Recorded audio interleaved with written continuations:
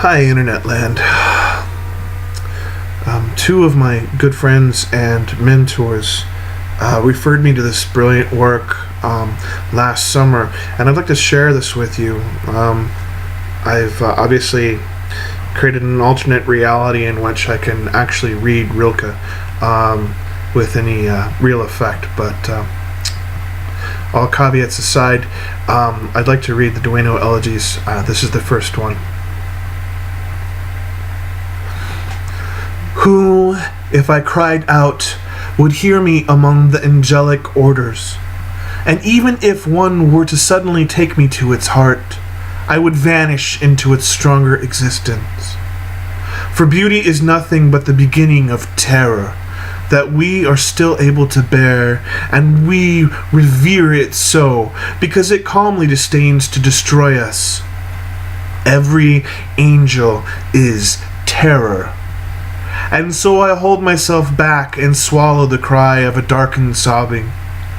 Who then can we make use of? Not angels, not men. And the resourceful creatures see clearly that we are not really at home in the interpreted world. Perhaps there remains some tree on a slope that we can see again each day. There remains to us yesterday's street and the thinned-out loyalty of a habit that liked us and so stayed and never departed. Oh, and the night when the wind full of space wears out our faces, whom would she not stay for? The longed-for, gentle, disappointing one, whom the solitary heart with difficulty stands before. Is she less heavy for lovers? They only hide their fate between themselves. Do you not know yet? Throw the emptiness out of your arms to add to the spaces we breathe. Maybe the birds will feel the expansion of air in more intimate flight. Yes, the springtimes needed you deeply. Many a star must have been there for you, so you might feel it. A wave lifted towards you out of the past, or as if you walked past an open window, a violin gave of itself. All this was their mission. But could you handle it? Were you not always still distracted by expectation, as if all you experienced, like a beloved, came near to you? Where could you contain her, with all the vast thoughts in you going in and out, and often staying the night? But if you are yearning, then sing the lovers, for long their notorious feelings have not been immortal enough. Those you almost envied them, the forsaken that you found as loving as those who were satisfied. Begin always as new, the unattainable praising. Think, the hero prolongs himself. Even his falling was only a pretext for being, his latest rebirth.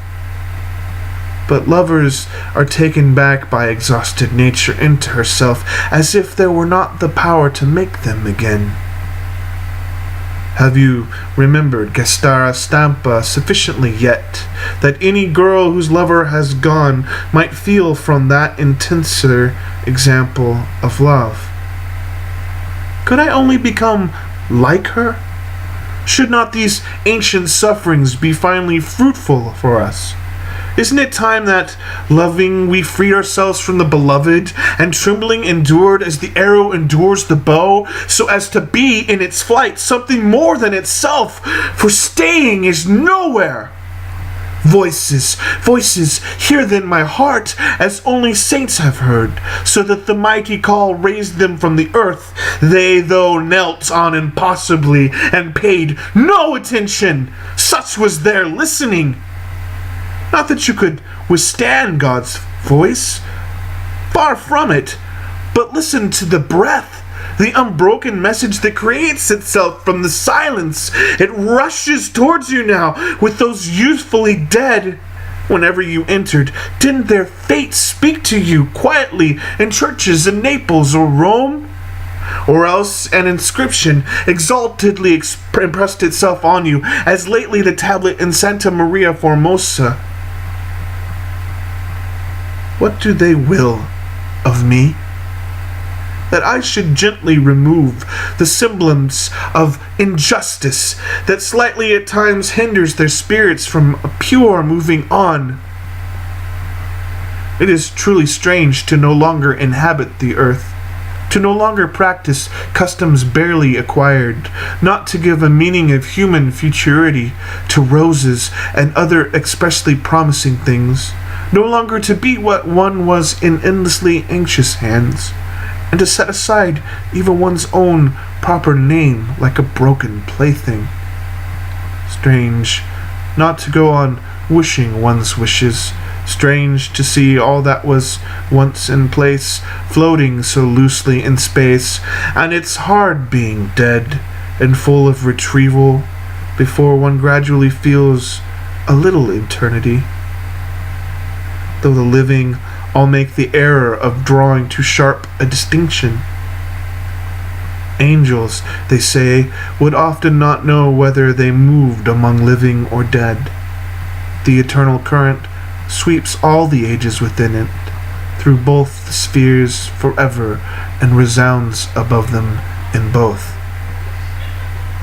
Finally, they have no more need of us, the early departed, wean gently from earthly things, as one outgrows the mother's mild breast, but we, needing such great secrets, for whom sadness is often source of blessed progress, could we exist without them?